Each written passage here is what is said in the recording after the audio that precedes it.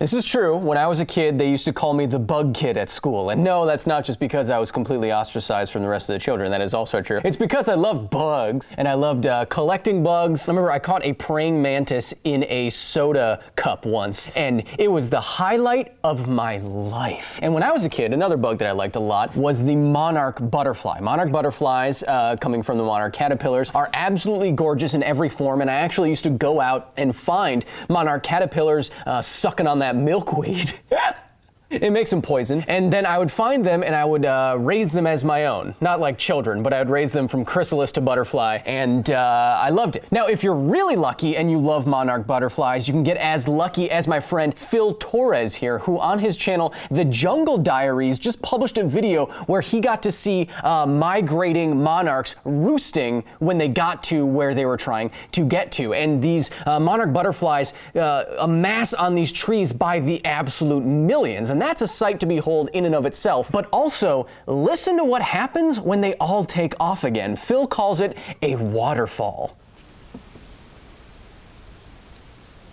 Wow. That's the sound of millions and millions of tiny little wing beats. A singular butterfly sounds almost silent. It's almost ethereal, like it's not even there. But millions of them, you get an actual phenomenon that you get to listen to.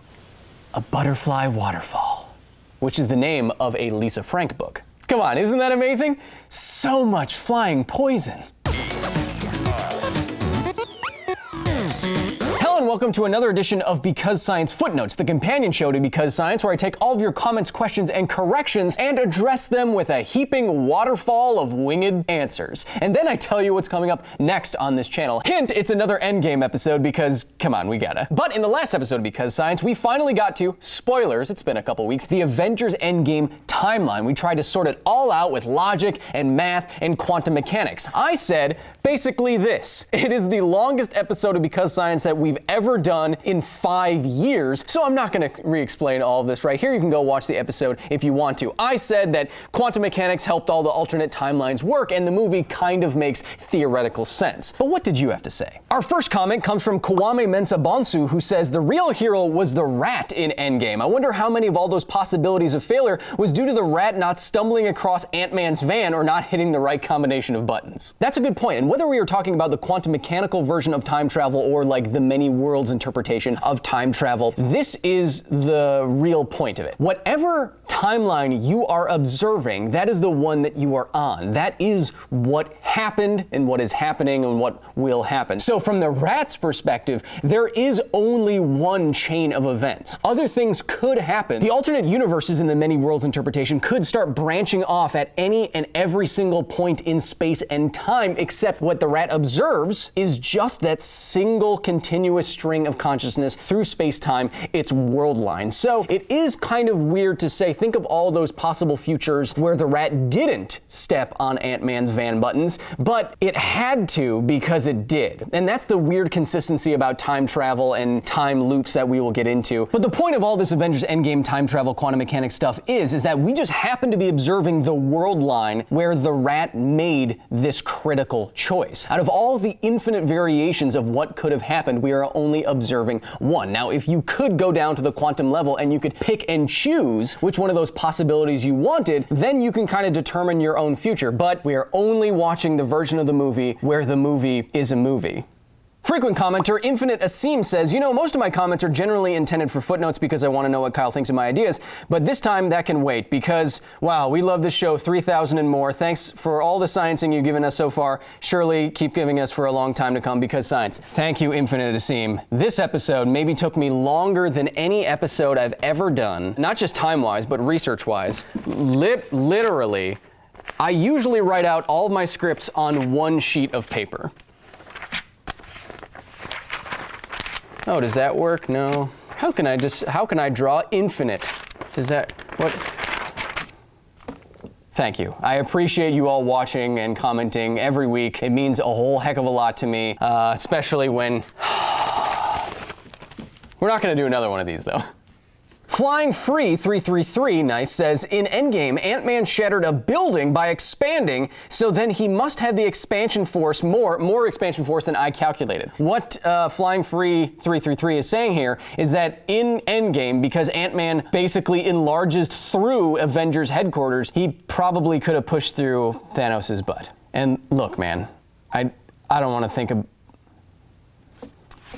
According to an educational handout from FEMA about the overpressure from a blast that will destroy concrete walls, it looks like from 1.8 to 2.9 psi will be enough to damage and destroy concrete walls if you're using something like an explosion. Because we calculated that Ant-Man was expanding kind of like a blast wave of air with around 2.5 pounds per square inch, that falls squarely within the range where he could damage and destroy concrete walls and therefore enlarge out of the Avengers headquarters, especially if it was already partially destroyed by Thanos' big dumb ship gun cannon things, which means he is still within the range just with what we calculated his pressure to be to expand through Avengers headquarters, which would not expand through Thanos' colon. But the nerdiest comment at the time I'm filming this episode, I'm giving to Dom_90, who says, hey, is no one gonna mention they basically figured out immortality when they sent time through Ant-Man instead of Ant-Man through time? Okay. So there's a lot of sciencey stuff happening in Endgame, and this happens to be where Ant-Man is turned into an old man and then a baby and then back to Paul Rudd, who is ageless. This just happens to be, I think, one of those movie choices where the science is thrown out the window. It's just something fun to see for the audience, and that's fine. Sometimes narrative has to trump accuracy, and sure,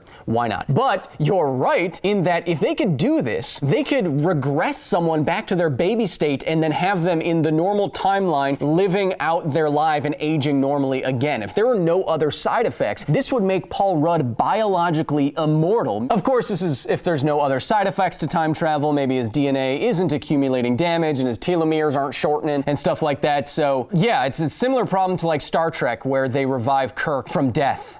And they're like, yeah, glad Kirk's back. Do you want to use this for anyone else? What? No.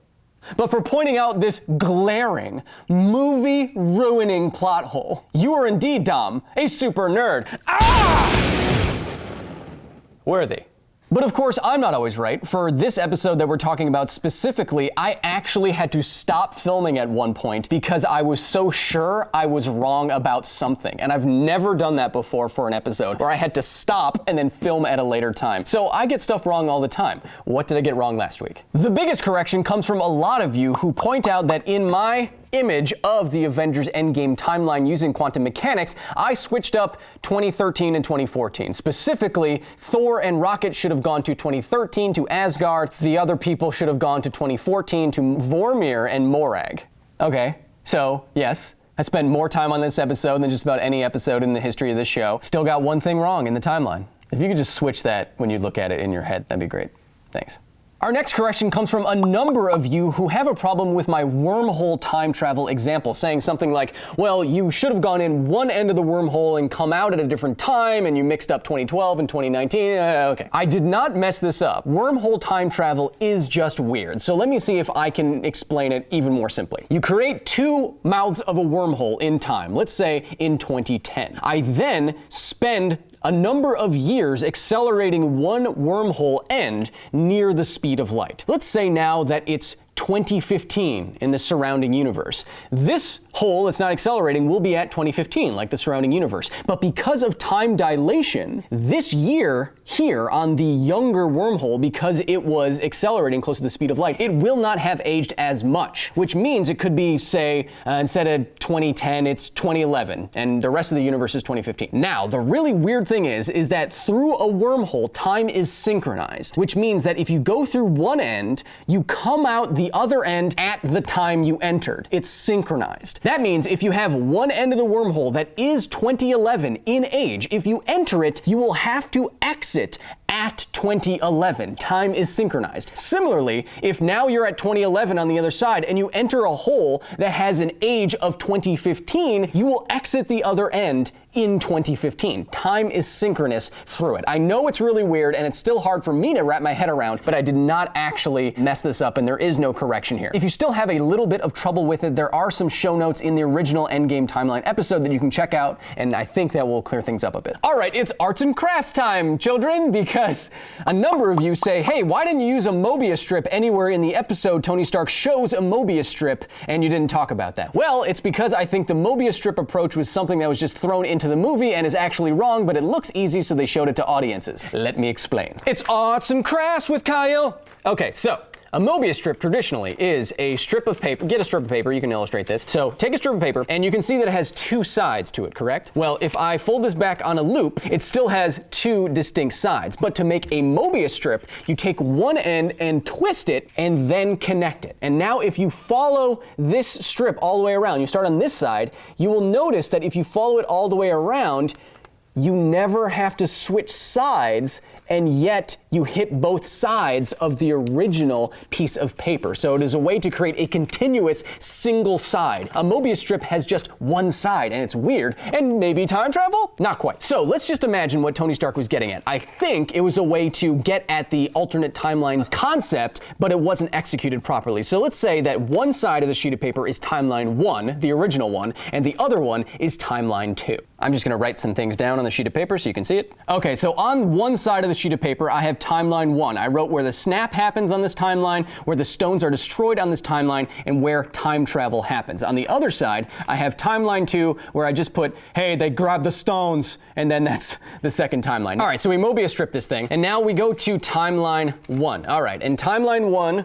the snap happens, follow the one side of the Mobius strip, and then the stones are destroyed, so the Avengers time travel and go back to now what is timeline 2, and from timeline 2, keep following it, they grab the stones on the inside, and then they're back at the original timeline 1. That is the problem with this. It is still a closed time-like curve, a loop, although it does involve different world lines, so to speak, say one you could go to and grab a different power or space stone or what have you. It's still connected, and if you remove the connection, you are then in world line 1 or world line 2. You can't just go back to world line 1 on the same loop, because then you have a loop where you had to have done the things that you would have done in the future. It's a paradox, right? So I do not think that the Mobius strip actually gets around that. So let me show you, if I can, what I'm getting at. Arts and crafts time. So what I'm trying to get at is that if you had a single world line of time along which the MCU events happen, if where my fingers are right now, where I'm grabbing, if that's where you can jump into the quantum realm and choose an unlikely world line to travel along, something like this happens. Now you can see that past my fingers here, events in the MCU can still happen, and in the middle, where you can imagine an infinite number of these little pieces of paper, events still happen in the MCU timeline, except now you can take a path, one of these curves, where different events can happen and not affect everything that was in the middle. You branch off in fibers of the rope of time, and then you collapse them back again when you're back on, say, world line 1. That is kind of what I'm getting at. It is still very confusing, and honestly, I don't really understand all of the different permutations myself, because we're trying to combine quantum mechanics and relativity, which is something that's been eluding scientists for literally decades. So I do not think a Mobius strip works, which is why I didn't mention it. We are more going with a braided rope of time that you unweave.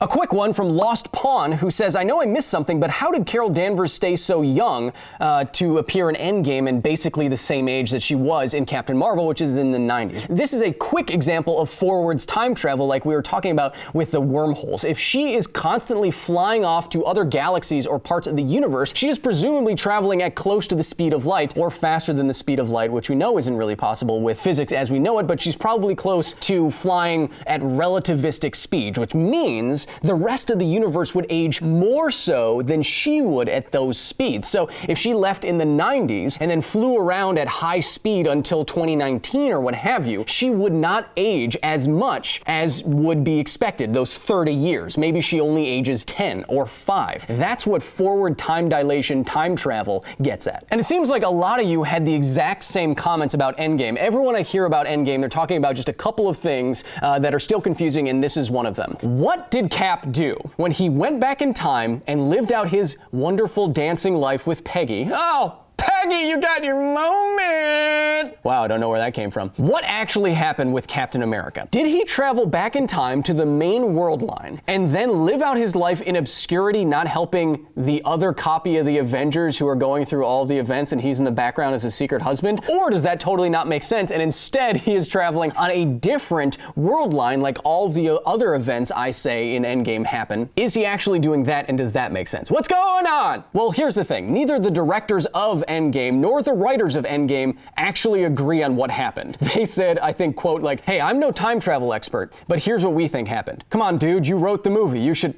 Anyway, so it's open to interpretation. My interpretation is that Captain America goes back in time to return the Tesseract around the 70s, and then he can jump back one more time into the 1940s. This goes along a different world line where he could take the path he never traveled. It's implied that he takes Tony Stark's advice to live that life he could have had, and he lives it in an alternate world line where he does not have to be Captain America. It could be a world line where there is no Captain America, and it's just Peggy. So he goes back to a specific unlikely world line in the quantum perspective of things, and he lives out an entirely full life in his own time on a different world line. Time still progresses normally, even if you're time traveling back to a specific place in time. When you're on that world line, it still progresses normally for you. So he goes back in time to the 40s or the 70s or what have you. He lives out his entire life until Peggy presumably passes away because he's a super soldier. Maybe he lives longer. And then he collapses that rope of time back again with Pym particles and the technology to appear back at the original world line in what appeared to be in just a few seconds. The time difference could be relative there. That's what I think happened, because if Captain America went back into the background of the original MCU, it creates an immediate paradox, a closed time-like curve, which wouldn't work. The problem is, I think the filmmakers, for dramatic effect, chose to place him on a bench instead of having him come back up on the return pad or walk up to the bench. I think what they would have done is what they did with Ant-Man, have Ant-Man reappear, but he's an old man and his helmet comes down, you see he's an old man. The reveal is so much better when you just suddenly see an old man on a bench and you don't know who it is and you turn into Captain America and you have this wonderful heartfelt moment. That's what I think they were going for. Not for complete scientific accuracy there, but to extend the moment and the tension and to get a better emotional response out of you. And that's totally fine. It just doesn't quite fit with our time travel model, but neither does theirs with their own. But the nerdiest correction at the time I'm filming this episode, I'm giving to guitar god Thor 2, who says basically what everyone else has been saying, but puts it all into one nice little package. Nebula shot herself and didn't die, which means it's not a closed loop. Cap lived in the past and made it back the old-fashioned way, which means it is a closed loop. Either it is a paradox or it's not. I just don't understand what you're explaining. Also, returning the stones to the correct timeline doesn't fix the changes by just showing up in the past. Thor keeps his past self's hammer. In the most extreme example, the butterfly effect is a real issue here, so Hulk and the previous Sorcerer Supreme's conversation was kind of meaningless, as returning the stone only prevented some issues but would open up some other issues just by going back in time again. Also, assuming it is a closed loop, if Cap lived his entire life in the past and made it back to the present the old-fashioned way, how did the Avengers not notice him walking up to that bench? You got a lot of problems. Let me try to address them. Nebula's future self shot her past self, which means it could not be a paradoxical closed loop, which means she is from a different timeline necessarily. Cap did not live all the way in the background of the MCU. He traveled to a different timeline to take the path less traveled, live his alternate life with Peggy, and then return, so it's not a closed loop again. The Hulk could go back and return the stones to the Sorcerer Supreme, because from her perspective, it would be like the stones disappeared and then reappeared 5 seconds later, and her timeline would branch off into a dark alternate timeline. Her timeline would be, therefore, restored, and from her perspective, this could happen almost instantaneously. Again, it cannot be a closed loop, so the Avengers did not notice Captain America walking up to a bench, because I do not think he walked up to the bench. I think he just appeared there, but not on the return pad, to extend the amount of time we had for an emotional reaction to see him dancing with his love.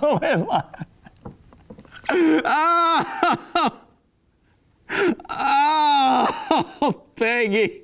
Also, Captain America returns Thor's hammer back to that alternate timeline so it doesn't mess anything up, because it's on the return pad when Captain America goes before he becomes an old man. So congratulations, Guitar God 2 Thor man. You are indeed a super nerd and worthy.